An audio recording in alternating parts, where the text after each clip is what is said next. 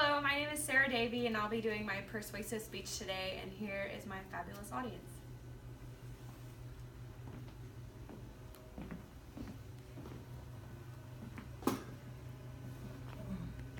My daughter attends a wonderful Montessori school downtown. During the summer, I was forced to enroll her in a regular daycare center.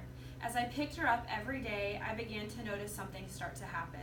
Where she had once been focused and calm, she now seemed distracted, overwhelmed, and tired. Where there had once been a bright light in her eyes, the light began to dim. Her flame was extinguishing. According to MariaMontessori.org, this fanning of the inner flame, the inner drive to learn and develop, is the core contrast between Montessori schools and conventional schools. The Montessori method achieves this fanning by giving freedom to the child to work on ingeniously designed materials of his own choosing in a neatly arranged classroom at his own pace, incorporating mixed age group classrooms which enable children to learn from others and learn by helping others, encouraging children to find things out for themselves, to make mistakes and correct them themselves, and respecting each child as an individual personality with unique talents while teaching the child to respect others.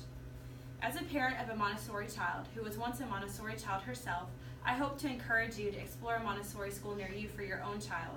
My desire is for you to see the light in your own child's eyes that comes from a love of learning, a love nurtured and cherished by this Montessori method of learning. Maria Montessori is the creator of the Montessori method. According to the American Montessori Society, Maria Montessori was an Italian physician, educator, and innovator, acclaimed for her educational method that builds on the way that children naturally learn. She grew up in Rome as a bright student and attended medical school in the 1890s. She focused on psychiatry and began to focus her research on children. In 1907, Maria opened a child care center in a poor inner-city district. This became the first Casa dei Bambini. She observed how children absorbed knowledge from their surroundings, essentially teaching themselves.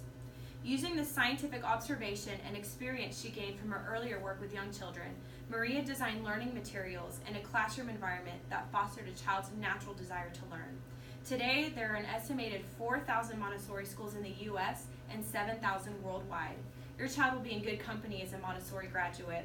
Larry Page and Sergey Brin, founders of Google, Jeff Bezos, founder of Amazon.com, Jacqueline Kennedy Onassis, who's a former First Lady, Sean P. Diddy Combs, Prince William, and Prince Harry are all Montessori graduates. Here's what makes Montessori so different. Children in a Montessori classroom are given the freedom to work at their own pace without interruption, choosing from a range of materials designed by Maria Montessori which have stood the test of time. According to the American Montessori Association, if you were to walk into a classroom, instead of rows of school desks or shelves of toys, you would see children working at tables or on the floor, rolling out mats to work on. You would see natural lighting, soft colors, and uncluttered spaces. Learning materials are displayed on accessible shelves from which students choose from, but then must return back in its precise spot. Everything is where it's supposed to be, creating a sense of harmony and order that comforts and inspires learning. You might see a 4-year-old boy forming words using 3-dimensional letters called the movable alphabet. You might see a 2.5-year-old sitting by a teacher, ever so carefully pouring water from one pitcher to another. Several children may be kneeling on the floor, intently struggling over a map of South America. Montessori learning materials are designed to allow children to work independently with very little introduction or help. Students are empowered to come into the classroom, choose their own work, use it appropriately, and put it away without help. Montessori lessons are hands-on and active, whereas traditional lessons are often oriented to students who listen passively, memorize, and then take tests. Students discover information for themselves. A child is an active participant in learning and is allowed to move about the classroom freely and explore. Every week, my daughter comes home with a folder of things she has completed, and I'm always impressed. She's only 3, but she's already tracing her name, cutting paper, and sounding out letters. It's clear that these are not just coloring class projects that she's had, but these are works that she chose that have a specific purpose for learning. The child chooses their own work based on their own interests and abilities, as opposed to learning a regimented and scheduled curriculum based on standards. This means a child is learning a concept when they're interested. Curriculum is able to change in response to a child's needs. In a Montessori classroom, children work on lessons as long as they need to. The individual child's workplace is honored and respected. In traditional classrooms, they expect all children to work at the same pace. Montessori teachers act as guides and consultants to students on a one-on-one basis. whereas in traditional schools, the teacher must deliver the same lesson at the same pace in the same order for all of the students. Maria Montessori said, "When dealing with children, there is a greater need for observing than of probing. Teachers act as a guide, observing and gently influencing students to discover things for themselves."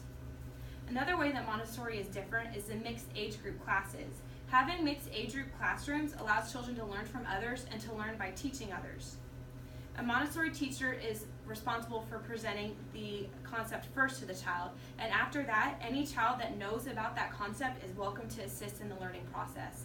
This means that a 5-year-old in her 3rd year of the class is proud to show a new classmate how to properly carry a tray. They are able to teach each other as peers in all areas of work. It eliminates competition among classmates because each child is at a different stage of learning. Children are encouraged to teach, collaborate, and help each other, as opposed to traditional classrooms where most teaching is done by the teacher and collaboration is rarely used. Maria Montessori said, "The greatest sign of success for a teacher is to be able to say, 'The children are now working as if I do not exist.'" A 3-year age span means that a child will usually remain in the same class for the 3 years, allowing teachers, students, and parents to develop supportive and collaborative relationships. In traditional schools, 1-year cycles can limit the development of strong relationships. My daughter's teacher is currently Miss Kristen, and I value the relationship I have with her. I really think our relationship will continue to develop as she's only in her 1st year in this class, and I look forward to getting to know her as she gets to know my daughter even more. What I love most about Montessori is that they encourage children to find things out for themselves, to make mistakes and correct them independently. Conventional schools believe that children need incentives for learning, like A's and gold stars, ribbons, and pizza parties, and if they fail to perform, they are dealt punishments like bad grades, conferences with parents, and etc. Montessori schools assume the opposite, that children do not need to be forced to learn, that they are naturally interested in learning. Children are allowed to spot their own errors through feedback from materials, and errors are viewed as part of the learning process. In traditional schools, work is usually corrected by the teacher and errors are viewed as mistakes.